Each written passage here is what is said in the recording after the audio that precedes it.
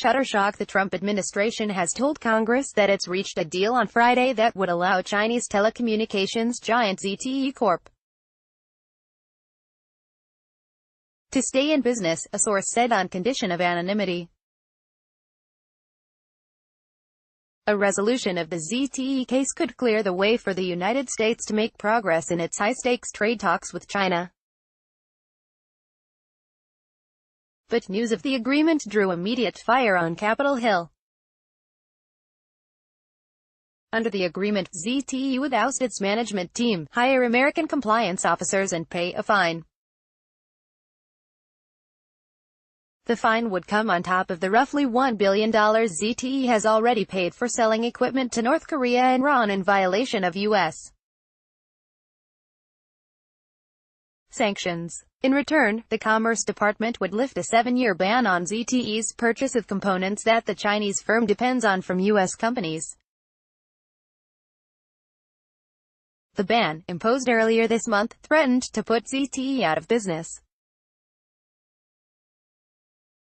"This is a law enforcement action being handled by Commerce," said Lindsay Walters, the deputy White House press secretary.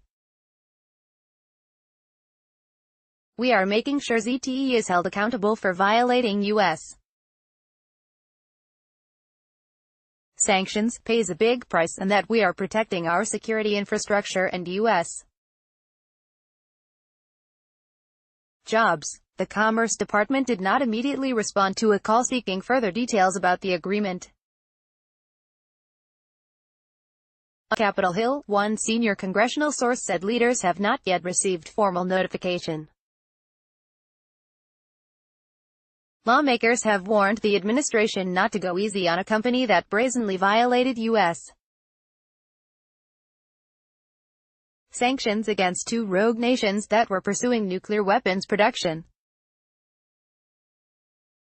If the administration goes through with this reported deal, President Trump would be helping make China great again, said Democratic Sen. Chuck Schumer of New York. Schumer added, "Both parties in Congress should come together to stop this deal in its tracks. ZTE presents a national security threat to the United States, and nothing in this reported deal addresses that fundamental fact," said Sen. Chris Van Hollen, DMD. "If President Trump won't put our security before Chinese jobs, Congress will act on a bipartisan basis to stop him." Republican Sen. Marco Rubio of Florida tweeted, "It is a great deal for regulators after it settled charges last year of violating sanctions against Iran and North Korea. The ban amounted to a virtual death sentence for ZTE, which relies on U.S. parts, and it also hurt ZTE's U.S. suppliers." On the eve of broad trade talks last week with the Chinese trade envoy, Trump waded into the ZTE case. He tweeted that he was working with President Xi Jinping to put ZTE back in business, fast, and save tens of thousands of Chinese jobs. He later tweeted that the ZTE talks were part of a larger trade deal being negotiated with China. Word of a reported ZTE agreement comes nearly a week after the U.S. and China suspended plans to impose tariffs on as much as $200 billion of each other's goods. In doing so, the two nations pulled back from the brink of a trade war over Chinese demands that U.S. companies hand over some of their technology as the price of doing business in China.